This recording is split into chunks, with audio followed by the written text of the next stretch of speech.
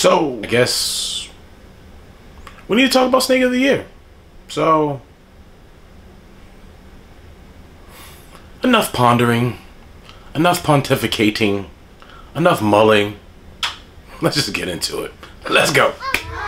YouTube, what's up? It's your boy Sneaker Flexibility coming back at you with another episode of Ole-Head Sneaker Closet.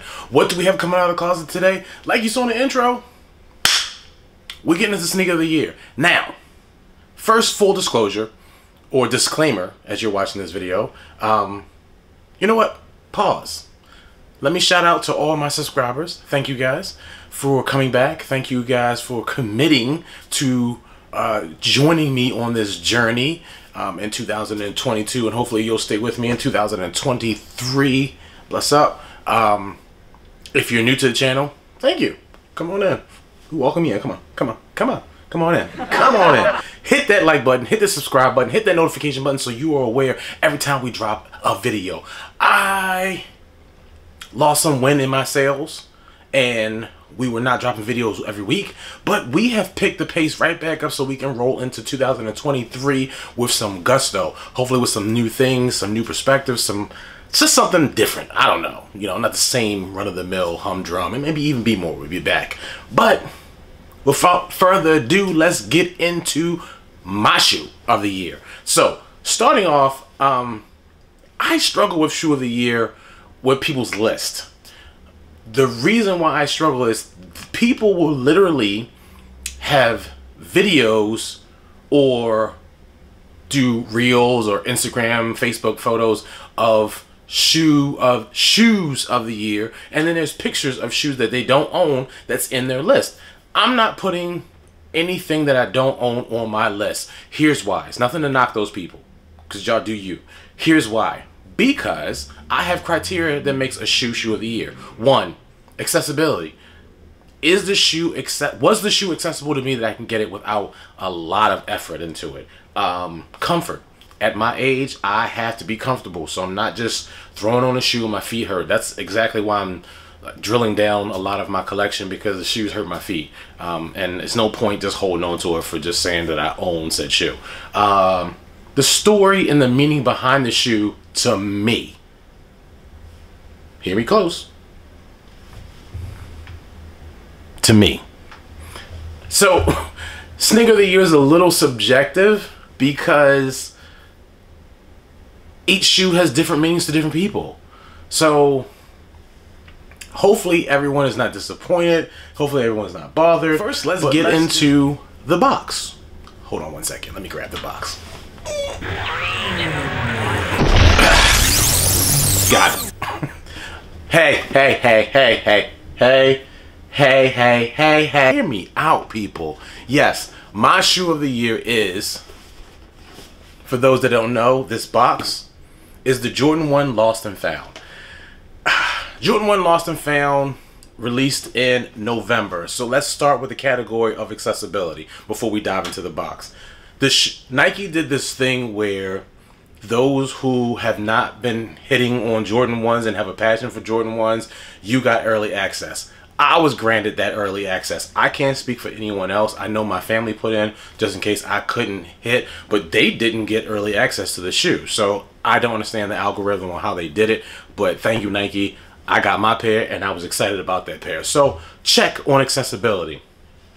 Second all, I know Jordan 1s are not comfortable. Like when I say all day comfort, you can put them on and rock them and you're fine. I'm thinking my feet may start hurting after maybe 8 hours in the shoe, and that's only if I'm walking. If I'm wearing the shoe and I'm walking around the city, within 8 hours my feet do hurt.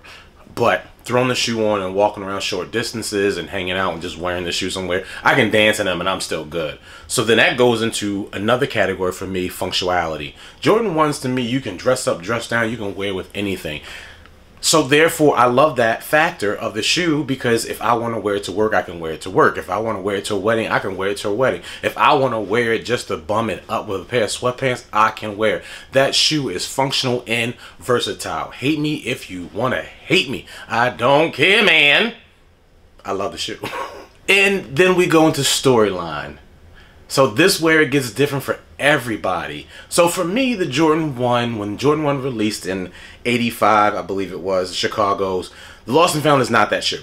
What I'm saying is this is a homage to that shoe. So that's the storyline, and we'll get into that a little bit further. But when Jordan 1's released, I was not able to get the shoe. Not because I didn't have the shoe wasn't readily accessible to me at that time. That wasn't the point. My family, I grew up in Baltimore City. Back then, Baltimore, people were getting rocked for their shoes and starter coats. No. So my family said, you're not getting Jordans because we don't want you to get shot. I like that story, but also as a young, active male, that I was tearing shoes up and my feet was growing, so I get it. Even if it wasn't the get shot thing, I understood that part. So that was huge to me, and unfortunately, Jordan 1s, yes, I could have, the Jordan 1 original version, I could have picked up down the line and held on to it, but I just didn't do it. So when they released the Lost and Found version of the Jordan 1, I fell in love with that shoe all over again and was happy to get said shoe. So starting off with the box, Jordan was kind enough to give us a box that they felt mimicked a shoe that was sitting in the stock shelves, in the stock rooms, and not being pursued by anyone and not kept up to today's standards with temperature, lighting, and everything else. So the box becomes aged, torn, weathered, and I like that feature. Another cool feature they put on it is that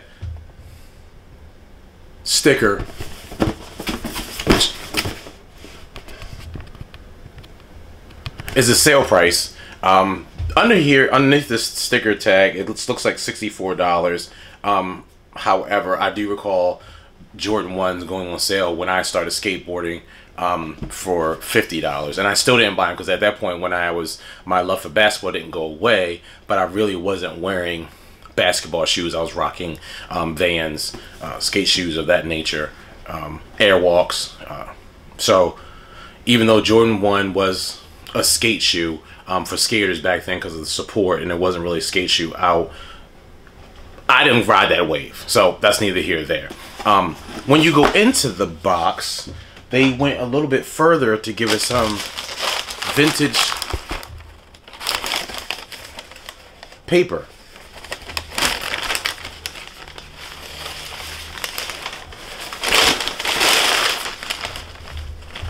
So I think that's pretty cool. I was told also that they threw this receipt in here for two reasons. One, to give you that vintage feel of actual when you used to get paper receipts in the store like this, handwritten paper receipts in the store. I'm that old, y'all. But also to cut down on resellers, not resellers, but fakes, because there were tons of fakes out there that didn't have this yellow looking receipt paper. They messed that up when they dropped. Now let's dive into the shoe now that we're done with the box. Bam! The Jordan 1 Lost and Found. So if you look at the description of the shoe, they report that they gave us the vintage Nike swoosh that's a little bit bigger than the current pairs. It's a smidge bigger. I don't see, the common person is not going to be able to say, oh, that swoosh is huge on there. It's not Travis Scott 1 big, but it's bigger. They also reported that they yellowed the sole of the shoe. I'm not seeing any yellowing. It looks just creamy off-white to me. And maybe that was the original thought process when they did this shoe, but currently I'm not seeing the yellowing. There's more yellowing on the tongue than it is on the sole. Another feature that I do love of the shoe is the cracked leather here, emulating the shoe's been sitting around and aged. It was lost and then found. I think that's cool. It's a cool feature. I don't know if I have... The shoe came with black laces. I swapped it with these dirty off-white laces because I like them. Actually, it comes with the white lace and it comes with the black laces. I had a pair of off-white cream-looking laces, and not Off-White the brand. So that's what I have in here, not the actual stock white laces that it came with. There's no other nuggets about the shoe that I'm aware of. I'm looking... Well, I know one part I missed is if you look closely, that toe box area has some cracked leather in it. Very subtle detail there.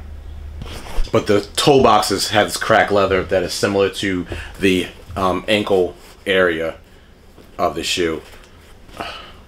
Great shoe. Took me back to those days when you got rocked out of your socks for your shoes. Not me, because I had on zip-zips. I had zip-zips and uh-uhs. Those that don't know what uh-uhs, they need to talk to somebody. Zip-zips are basically the kangaroos or shoes that have the zipper on it, and uh-uhs are basically shoes that you put on your feet, and when you went to school, kids was like, no you didn't, take them off.